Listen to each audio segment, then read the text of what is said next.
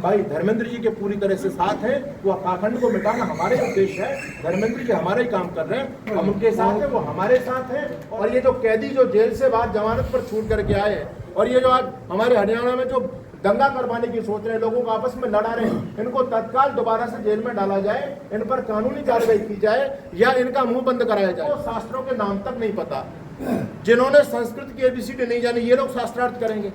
और फिर भी हम तैयार हैं भाई, चलो तुमको डर है कि हमारी प्रतिष्ठा धूमिल हो जाएगी, लेकिन तुम्हारे जो चेले हैं, जो तुम्हारे झंडा उठाए फिरते हैं, तुम्हारे चेले शास्त्रार्थ के लिए आ जाए, हम तब भी तैयार हैं।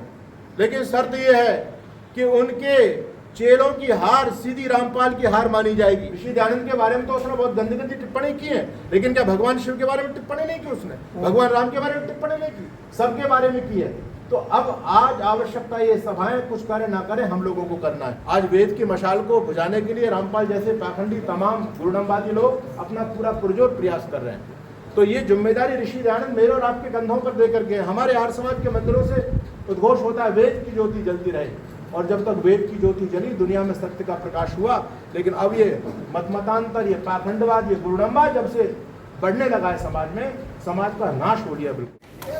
नमस्कार दोस्तों, आज हम पहुंचे हैं कालवा गुरुकुल में। और यहाँ पर क्यों हैं? क्योंकि आपको पता है कि 2-3 दिनों पहले गांव कंडेला में रामपाल के चेलों के बीच में और आर्य समाज के जो अनुयायी है उनके बीच में हो जाती है झड़प, और उसी झड़प को लेकर के यहाँ बुलाई गई है आर्य समाज की महापंचायत। इस पंचायत में जानते हैं कि क्या हुआ था कंडेला गाँव के अंदर और आगे क्या निर्णय लिया गया है इसके लिए। और इसके लिए यहाँ पर जो अंदर आप ये बिल्डिंग देख रहे हो, यहाँ पर चली हुई है महापंचायत।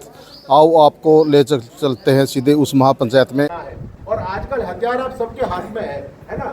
सरकारें तो इस पाखंड को बढ़ावा दे रही है, और ये बिल्कुल फैक्ट है। आपने कहा कि ये सरकार जिसके पास में जनसंख्या होती है, जनमत होता है, सरकार उसके पीछे चलती है, उसके जो है ना चरण दबाती है। तो सरकारों को वोट बैंक चाहिए, लेकिन जब हम एक हो जाएंगे तो सरकार के भी कान हो जाएंगे। और हम लोगों को हमारे हरियाणा के मुख्यमंत्री से मिलना होगा कि भाई ये जो हरियाणा में खेल चल रहा है, गांव गांव में जो पार्टीबाजी चल रही है, आपस में हम लोगों को धर्म के नाम पर लड़ाया जा रहा है, इससे हरियाणा का माहौल खराब होगा। आप इस पर तत्काल संज्ञान लीजिए, नहीं तो फिर हरियाणा के हालात बेकाबू हो जाएंगे, और पहले भी हुए हैं। क्योंकि हरियाणा के लोग, इनके जीन्स में आर्य समाज है, इनके डीएनए में आर्य समाज है।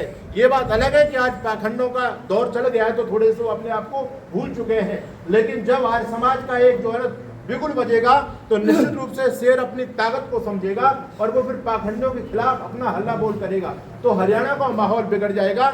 इसके लिए मुख्यमंत्री को तत्काल संज्ञान लेना चाहिए। और ये जो कैदी जो जेल से बाद जमानत पर छूट करके आए हैं, और ये जो आज हमारे हरियाणा में जो दंगा करवाने की सोच रहे हैं, लोगों को आपस में लड़ा रहे हैं, इनको तत्काल दोबारा से जेल में डाला जाए, इन पर कानूनी कार्रवाई की जाए या इनका मुंह बंद कराया जाए। और बार बार ये जो शास्त्रार्थ की बात करते हैं, मैं खुला स्पष्ट मंच से आप सभी मीडिया के सामने बोल रहा हूँ, हम कभी शास्त्रार्थ सुनकर नहीं डरे हैं। हमारा तो जन्म ही शास्त्रार्थ के लिए हुआ है, हम कभी नहीं डरे। लेकिन जिनको शास्त्रों के नाम तक नहीं पता, जिन्होंने संस्कृत की एबीसीडी नहीं जानी, ये लोग शास्त्रार्थ करेंगे।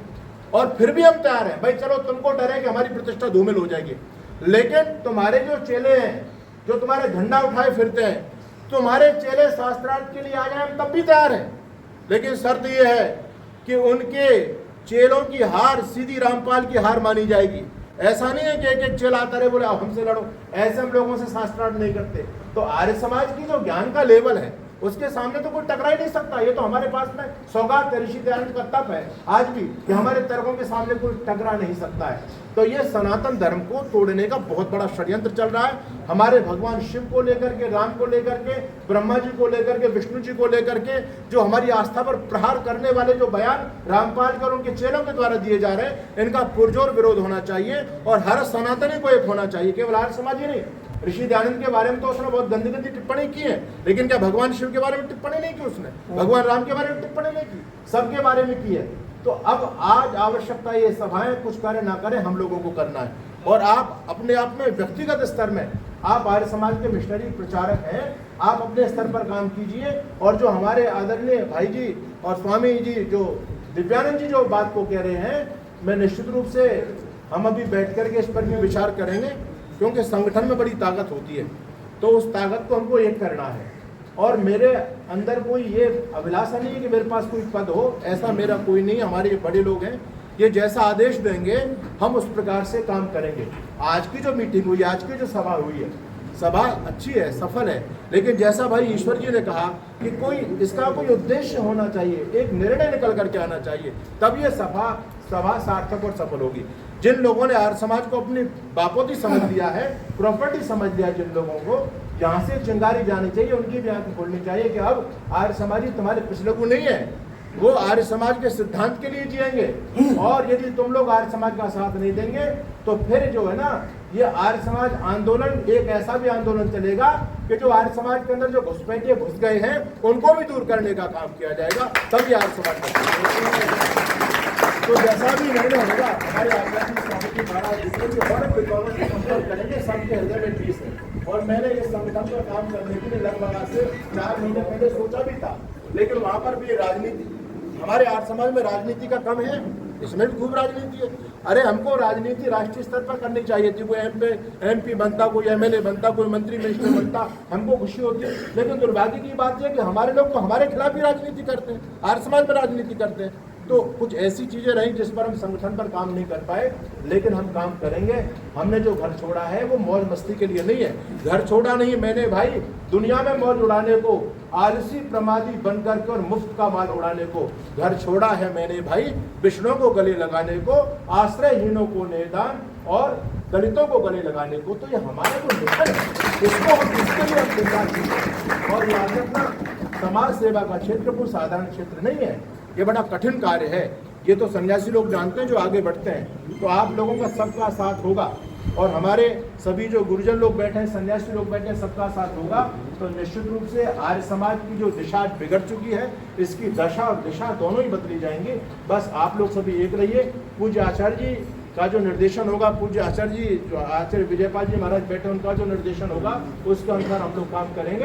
और लोग चाह रहे हैं आज काम करना, ऐसी बात नहीं कि ये पीड़ा हमारे अंदर भी है। आज आर्य समाज बचा है तो आर्य समाज के कार्यकर्ताओं के बलबूते पर बचा हुआ है। पदाधिकारियों का आर्य समाज को बचाने में कोई योगदान नहीं है, तो आर्य समाज को खत्म करने में लगे हुए हैं। तो ऐसे हजारों लाखों कार्यकर्ता हैं जो चाहते हैं कि आर्य समाज को अच्छी दिशा मिले, हम सब एक होकर के एक झंडे के नीचे चले। तो इस पर भी हम काम करेंगे, बाद में चर्चा करेंगे। ये तो एक सामान्य सी सभा थी, लेकिन याद रखना, वेद की ज्योति जलती रहे, ये उद्घोष हम लोग करते हैं। आज वेद की मशाल को बुझाने के लिए रामपाल जैसे पाखंडी तमाम गुरुडम्बादी लोग अपना पूरा पुरजोर प्रयास कर रहे हैं। तो ये जिम्मेदारी ऋषि दयानंद मेरे और आपके कंधों पर देकर के, हमारे आर्य समाज के मंदिरों से उद्घोष होता है, वेद की ज्योति जलती रहे। और जब तक वेद की ज्योति जली, दुनिया में सत्य का प्रकाश हुआ। लेकिन अब ये मतमतांतर, ये पाखंडवाद, ये गुरुडम्बा जब से बढ़ने लगा है समाज में, समाज का नाश हो गया बिल्कुल। तो इसके लिए हम सभी को एक होना है, हताश निराश होने की आवश्यकता नहीं है। हम सबको बहुत उत्साह के साथ में, जुनून के साथ में, अखंड प्रचंड पुरुषार्थ करते हुए आगे बढ़ना है। और निश्चित रूप से हम इन बादलों को छाटेंगे। जब जब देश पर संकट आया है, अरे आर्य लोग ही तो आगे आए हैं। चाहे निजाम हैदराबाद का आंदोलन, चाहे हिंदी रक्षा का आंदोलन हो, चाहे स्वतंत्रता का आंदोलन हो, जब जब देश पर संकट आया तब तक हम लोगों ने अपनी गर्दन कटाई। और मैं एक बात फिर बहुत फख्र के साथ में कहता हूँ कि आज भी यदि देश पर संकट आता है तो सबसे पहले गर्दन कटाने के लिए आर्य समाज आगे है। हम इसमें बड़े नहीं, हमारे दिमाग में सामना नहीं है, हम देश के लिए सर्वस्व न्यौछावर करने वाले लोग हैं। तो इसको बहुत अच्छी तरह से इस मिशन को आगे लेकर के चलेंगे। आप लोगों ने जो प्यार दिया और जो उत्साहवर्धन किया, आप लोगों की जो भावना है, जिस उद्देश्य से आप लोग आए, निश्चित रूप से देखिए, ये जो बादल छा जाते हैं, ये ज्यादा देर तक सूर्य को ढक करके नहीं रह सकते। हमारे सनातन धर्म को मिटाने के लिए लोगों ने कितनी तलवारें चलाई। औरंगजेब जैसे, तैमूर लोग जैसे शासक, जिनके जमाने में हमारे पूर्वजों ने कभी ये नहीं सोचा होगा कि हमारा आगे सनातन धर्म कैसे बचेगा। लेकिन हमको मिटाने वाले मिट गए और हम आज भी जिंदा हैं, याद रखना। तो ये जो बादल छाए हुए हैं, ये बादल छटेंगे और वेद का आलोक, वेद का सूर्य दोबारा से निकलेगा। ये तब निकलेगा जब आपका पुरुषार्थ होगा, आपके अंदर वो जुनून होगा। और जिस दिन आपके अंदर ऋषि दयानंद बैठेंगे, याद रखना, तराजू के एक पलड़े में ऋषि दयानंद हो और तराजू के दूसरे पलड़े में संसार के सारे प्रतिष्ठा पोजीशंस हो। जिस दिन मेरा और आपका चुनाव केवल ऋषि दयानंद होगा, उस दिन कहेगा जगत फिर से एक स्वर में सारा, वही पूज्य भारत गुरु है हमारा। हम समाज को मार्गदर्शन करेंगे, हमने किया है। आप सभी का धन्यवाद। जैसा आदेश होगा उस पर मिल बैठ करके विचार करके इस मिशन को आगे बढ़ाएंगे। और हम भाई धर्मेंद्र जी के पूरी तरह से साथ हैं। वो पाखंड को मिटाना हमारे उद्देश्य है। धर्मेंद्र जी हमारे ही काम कर रहे हैं, हम उनके साथ हैं, वो हमारे साथ हैं। और दोनों मिल करके सभी जितने भी लोग बुद्धिजीवी लोग हैं जो समाज को ठीक दिशा देना चाहते हैं, सब लोग साथ मिलकर के चलेंगे और इन गुर्डमवादियों के डेरे उखाड़े जाएंगे। आप सभी का धन्यवाद।